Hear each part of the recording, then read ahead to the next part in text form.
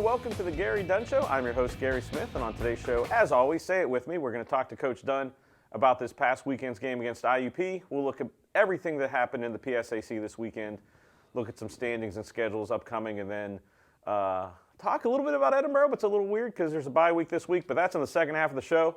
Coach, welcome. I've been teasing you all year about Cardiac Cow, and, heck of a finish. I mean, you took it to 60 minutes and beyond, but just an amazing afternoon of football. Congratulations to your team and your staff, because that's an instant classic. Yeah, it's always crazy. You know, every Coal Bowl I think that I've been associated with since I've been back in 2016 has been crazy, and wild finishes and heartbreaks. And, 2 years ago here we lost on a gut-wrenching call. So that's just kind of the way this series has been the last few years. And it's a rivalry game. We talked about it last week, but what the rivalry means, you're seeing everybody in recruiting. Both teams know each other. But I just thought that the way that game was just a hard-fought college football game. There was, beyond the rivalry, there was a lot at stake. And starting off that first half, I think there was maybe 3 possessions because you guys came out, ran the ball, controlled the offense, and then started the scoring with a long touchdown pass that really got the crowd and your team involved. Yeah, I thought offensively we played well. We carried the game. If you look at the stats, we ran the ball effectively. We were good on third downs. Time of possession was 47 minutes to their 27. I thought our offense at times played really well and carried. We just shot ourselves in the foot at the wrong time. The first possession of the game, we drive down, we get to the 30-yard line. I think we get a penalty. We had a false start, and then we took a sack, and that kind of once you get in now in college football, once you're inside the 35-yard line, it's 2-down territory. But then we got the sack to knock us out of field goal range. So that was the first drive. We started well.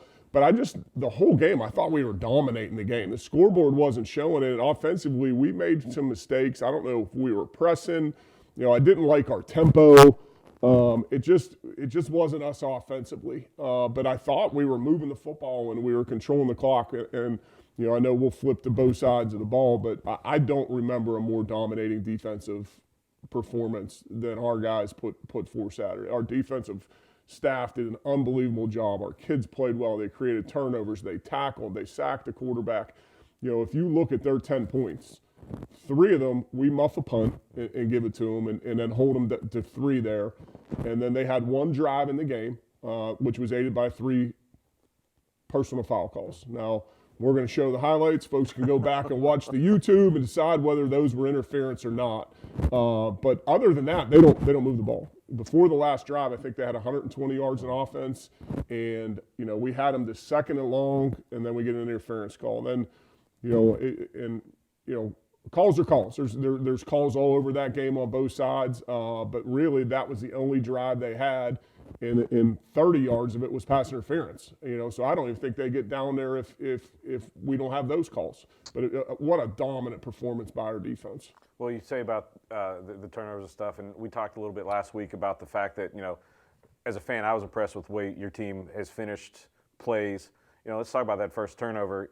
Their quarterback trying to gain yards, got a defensive guy in there, smartly punches the ball out, yep. And you're set up, at the 35-yard line. Yeah, so we start practice with it. We call it our main thing. It's tackling and takeaways.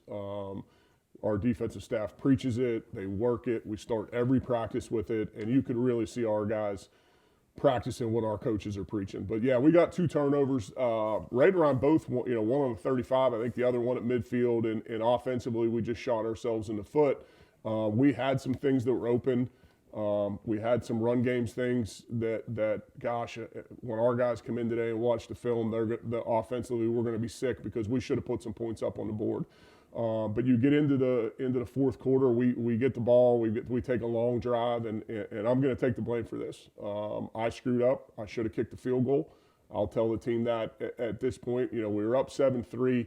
Kind of the way it unfolded is we thought we got the first down. The official on our side had marked it where we thought he marked it where it was a first down. The official on the other side had it shorter than the one on our side. Well, Coach Salisbury called out his next personnel group to run on the field because we think it's first and goal at the 2, and it came up short. So in my head, I'm thinking, okay, let's line up. Let's see how they're lined up. I'm going to probably take a delay a game at that point, move the ball back 5 yards, not waste the timeout, kick the field goal. Well, the defensive front that they had lined up, I loved the play call. And I'm going to be aggressive with our offense. I believe in our guys. Hindsight's 20/20. I should have kicked the field goal there, but I did it. And I'm going to apologize to the team on that because you never want to be a reason. They work year-round extremely hard, and I never want to be a reason that we cost them, and I almost did Saturday.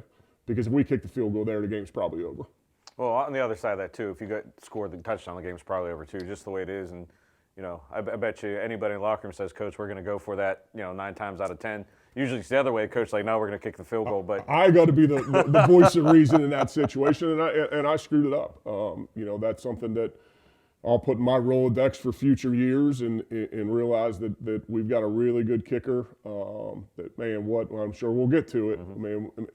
He's a tough kid, and I should have put him out there to take the 7-3 lead in that situation, and I screwed that up. Well, after that, IEP goes on the drive.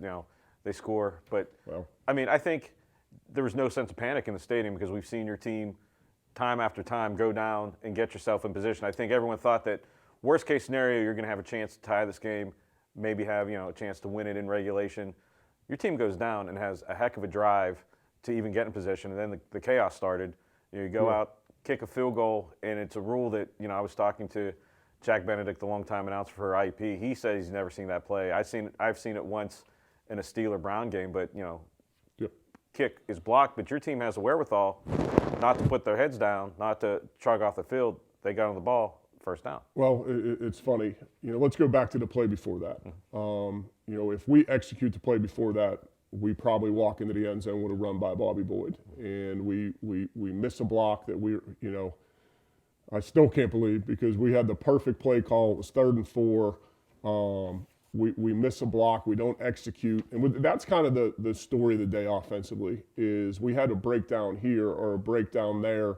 Otherwise, we score a ton of points. And, so we missed the block. We line up for the field goal. What a heads-up play by Nashawn Jackson. So happy for him as a senior and a leader on our team. And the funny thing is, if you watch it, Anthony Beacote knows right away, our kicker is pushing Nashawn. Mm-hmm. When Nashawn picks up the ball, and Nashawn's kind of shocked he has it, go back and watch the film. Anthony Beacote's a heads-up, intelligent, smart player, and he's pushing. I've never seen a 175-pound kicker pushing an offensive guard. But we preach playing 4 quarters, and we don't worry about the last play. We play the next, and that was Nashawn's next play to make. So huge heads-up play on our part.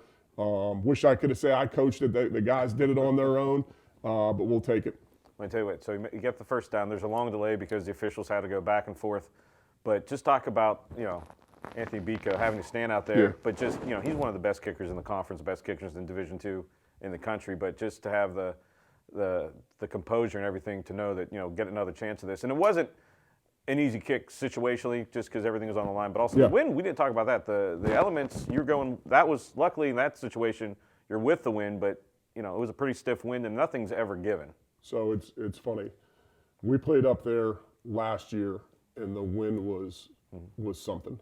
And I got to the field on Saturday, and the first thing I noticed was the wind. Almost the same wind. Okay, so there you go through all the situations in your head, right? So trying to remember it. They won the toss, I believe, and deferred, which we had to take the ball. Mm-hmm. So in the second half, they have to take the ball, and I get to choose the wind. So I chose to have the win in the 4th quarter. I'm very, very glad that I did. But go back to the first kick. It was an operational kick. It was a snap and a hold. The snap was a little bit inside. We didn't get it down clean, so Anthony couldn't get underneath the football. So after that one, I talked to him. I said, "What happened?" And he said, "Coach, we weren't cleaning our operation." So I had no doubt he was going to make the kick. Like, I have ultimate confidence in Anthony. Pretty much for 50 yards and in. That kid's just a gutsy player that I had no doubt we went out. We did kind of change up our protection a little bit. We moved one guy over to one side and moved another guy to a different side because we knew they were going to be bringing it from the field. Protection was great, right down the middle. I mean, Anthony that sums up Anthony's career. Well, clutch kick sends it to overtime now. All that excitement of the kick going to overtime, but you have to get your team ready. You know, there's another who knows how many because overtime is not timed in college football. So how tough was it for you to get your team back on the page? Say, hey, this isn't over. Listen, I think we dominated the game for probably 58 minutes, even though score might not have showed it, and I made a mistake in not putting us up a touchdown. Our kids believed. I think they knew they dominated the football game.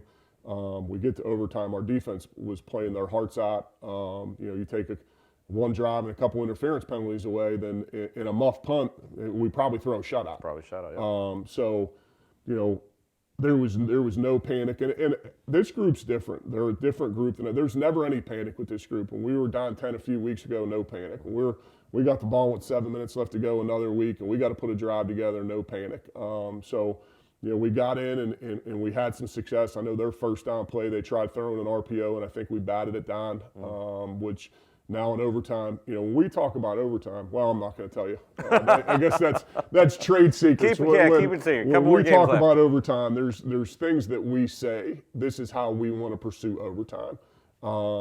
And so when you get to 2nd and 10, a little bit tougher.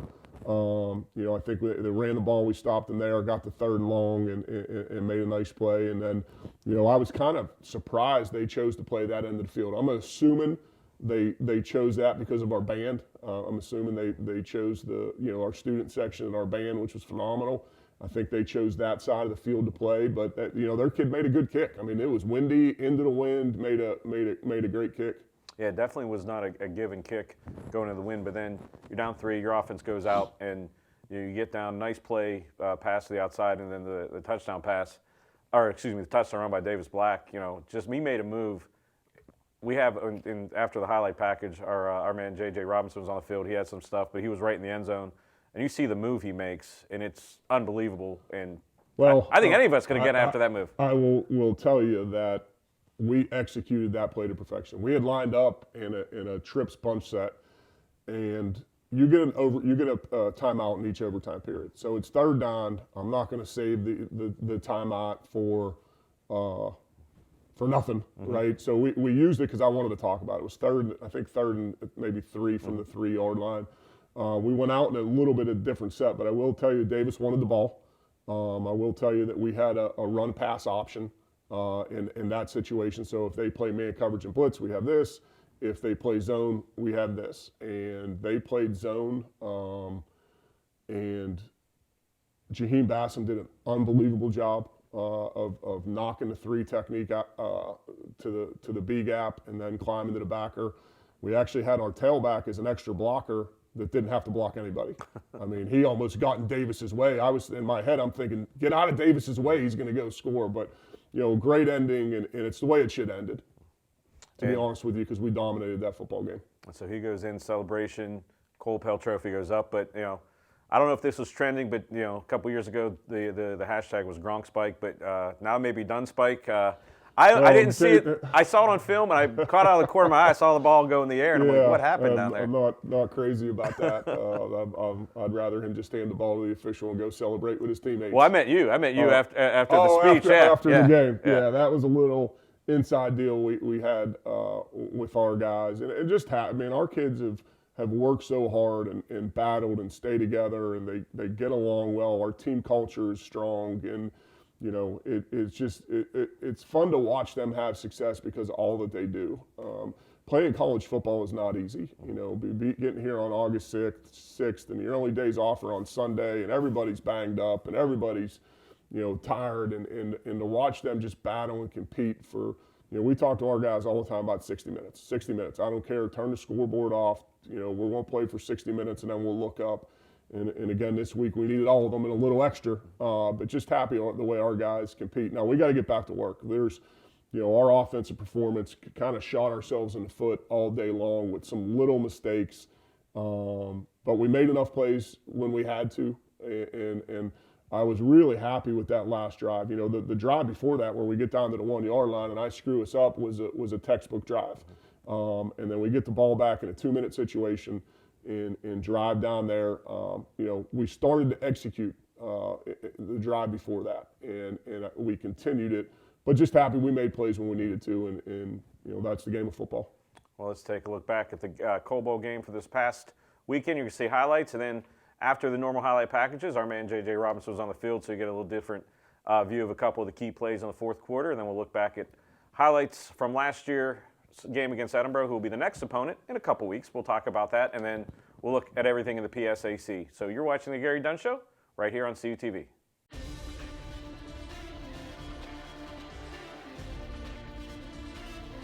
Play action. Throws it down the field, and wide open is Willis, and Willis, touchdown, Vulcans. Little option play, decides to keep it. Ball's punched out on the ground, not sure who has it, and it looks like it will be Vulcans football.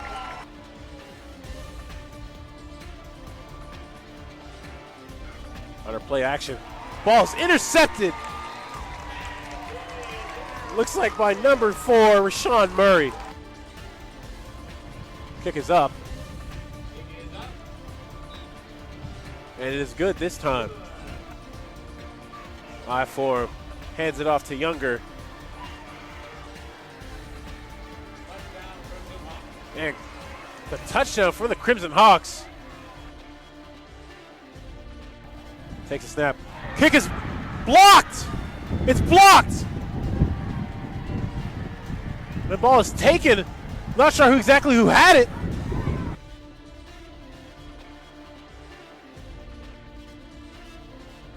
Kick is up, past the line this time, and it's good.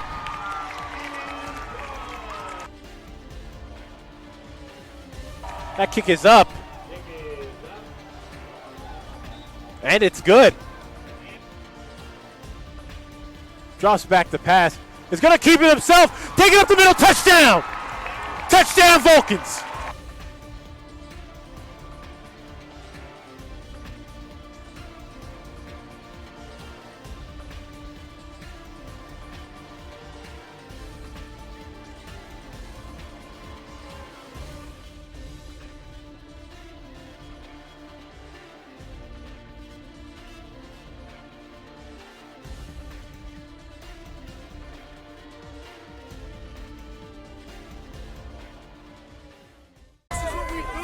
Leader right here. PSAC West champ. Let's go.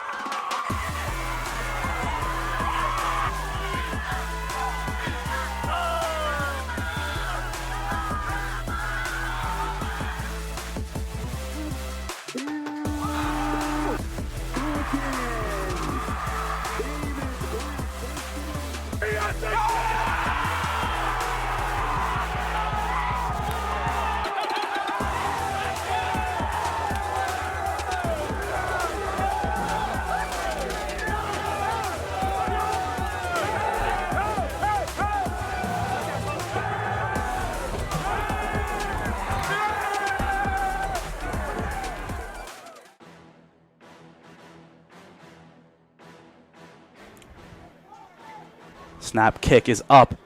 And the kick from Reed is good. First points of the game, 8:29 left to go here in the first quarter. Edinboro lead 3-0. Play action pass, quick throw. That pass going to be tipped and intercepted.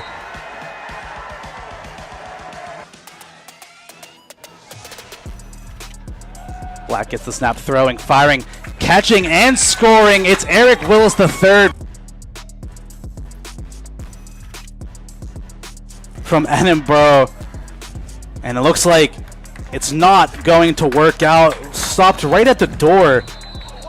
The ball's out. Handoff to McCann, and McCann gets into the end zone for the touchdown. And after all that, the Vulcans finally break the seal. Handoff to McCann again, and McCann untouched into the end zone for the Vulcan touchdown. Second of the day for him. Bernard gets the snap, looking, throws it straight to Toby, who picks it off. Toby can go the other way, going to get flipped overhead out of bounds at the 30-yard line. Play action pass, throw towards the back of the end zone, caught for the touchdown. Amari Hopkins pulls in the score, and the Vulcans able to push this lead even further. Snap, kick, beat goes up. Biko's kick is good.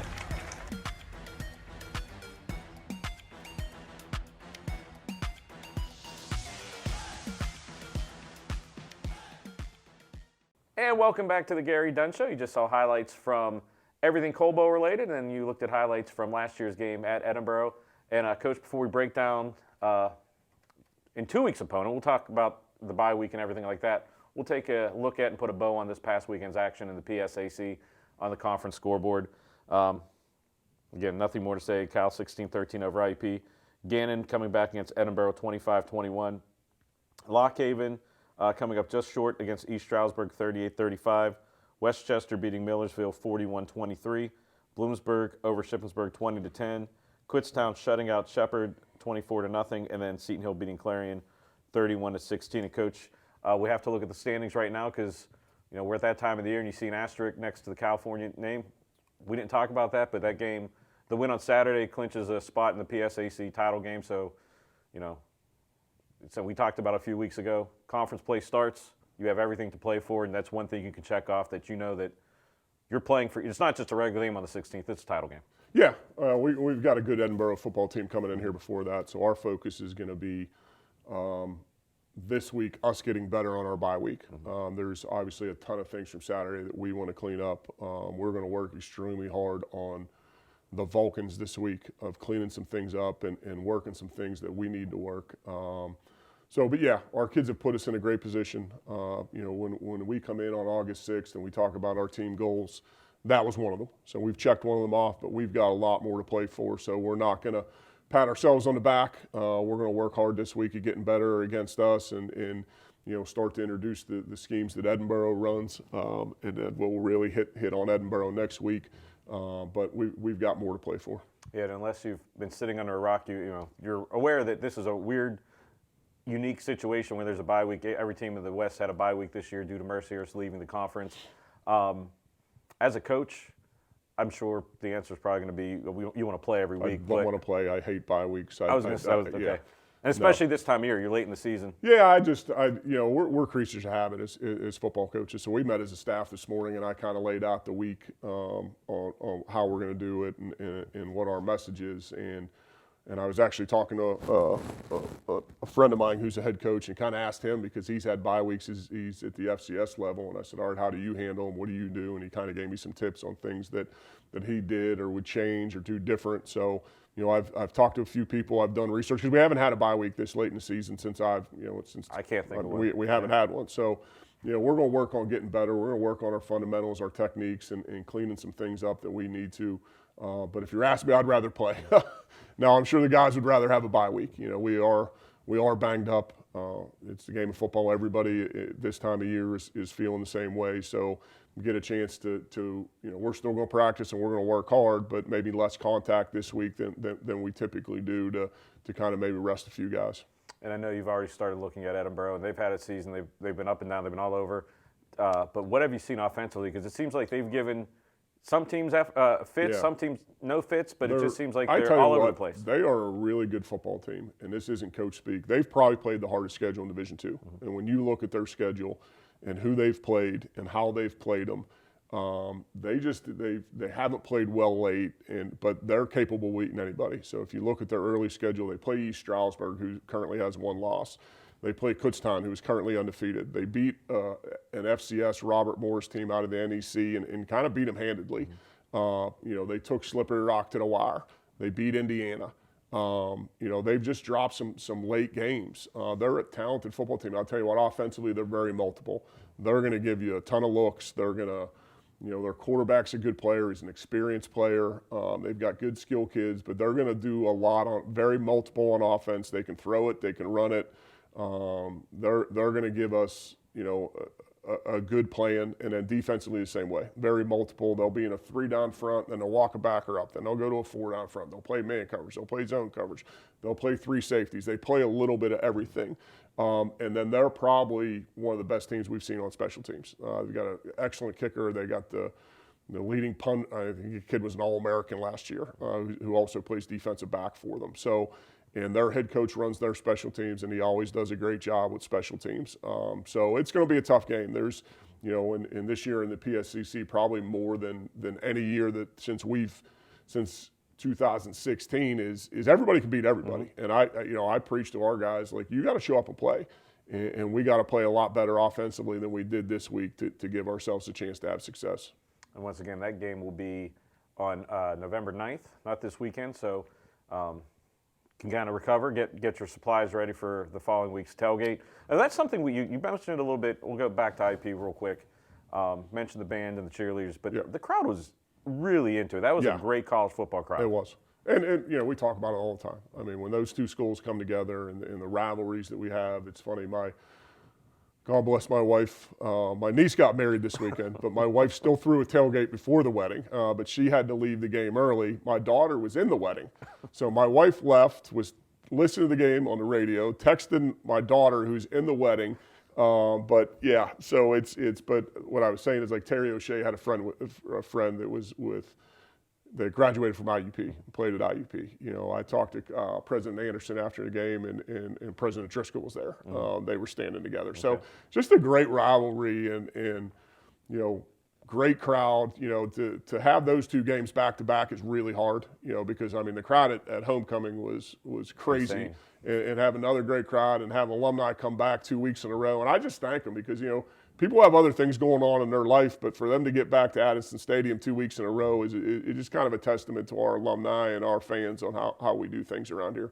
But a reminder, moving forward, no weddings. Yeah, no weddings between August 31st and December 15th. Yes, so agreed. Do them in the summer. Or beautiful spring. Weather. Spring weddings. Spring's perfect. Springs are beautiful. Well, let's take a look at the schedule. That doesn't include Cal because we're on the bye this week, but a full slate of games in the PSAC starting off Thursday, Halloween night game. Slippery Rock and Clarion, and then moving to Saturday, Seton Hill and Edinboro at noon, Lock Haven, Westchester at noon, IUP Gannon at noon, Bloomsburg Shepherd at noon, Kutztown Millersville at noon, and then East Stroudsburg and Shippensburg at 1 o'clock. So, Coach, enjoy the week, enjoy the little bit of rest. I know not a lot of rest, but we'll be back next week to break down Edinboro and, again, everything with another game in the conference, the road and things that are happening will be a little bit more clear. We'll talk about those because I know you love looking at standings and graphics and everything like that. So there we go. For Coach Dunn, I'm Gary Smith. You're watching the Gary Dunn Show right here on CUTV.